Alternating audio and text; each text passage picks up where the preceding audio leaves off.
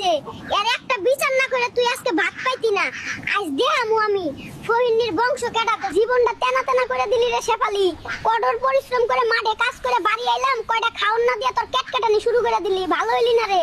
মালতী গ্রাম থেকে আব্বা আইবো, বড় মুরগি কিনে আনছি নে রান্না কর। ওই ফহিনীর পুত, আব্বা আইবো তো মুরগি আনার কি দরকার? আমরা যা খাইতাম তাই খাইতো।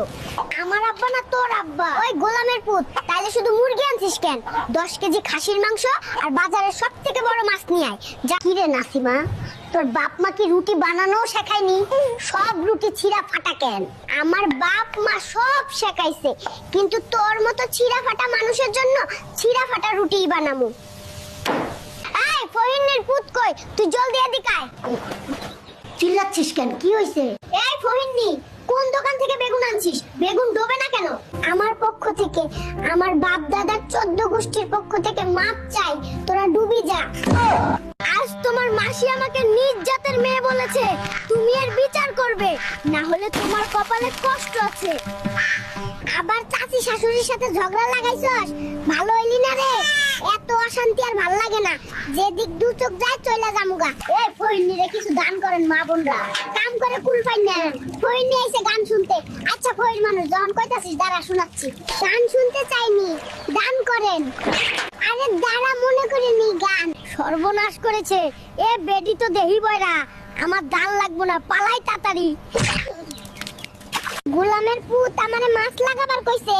মাছের থেকে কোন দিন মাছের গাছ হয়? বাপের জন্য কোন দিন শুনি নাই।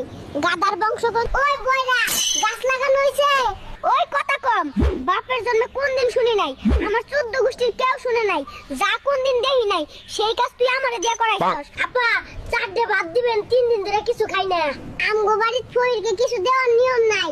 তুই যখন ভাত চাইতাছিস দাঁড়া দিচ্ছি, মাত্র 1 চামচ ভাত দিলেন কে? তুই 4 ভাত চাইছিস, আমি তো আরো বেশি দিছি। ওরে কিপটার বংশ, লাগবো না তোর ভাত তুই খা। ওরা কেন? ওই ছামড়া, এক্ষুনি কম্বলের ভিতর থেকে বের হইবি। 18 দিন গোসল করিস না, সুচ্চ পচা গন্ধ বেরোচ্ছে গা দিয়ে। ওই কথা কমাইয়া ক। এই কনকনে শীতে মাত্র 18 দিন গোসল করি নাই। উন্নত মানের পারফিউম মারছি, গন্ধ বাইর হইতো না। যা ঘুমা।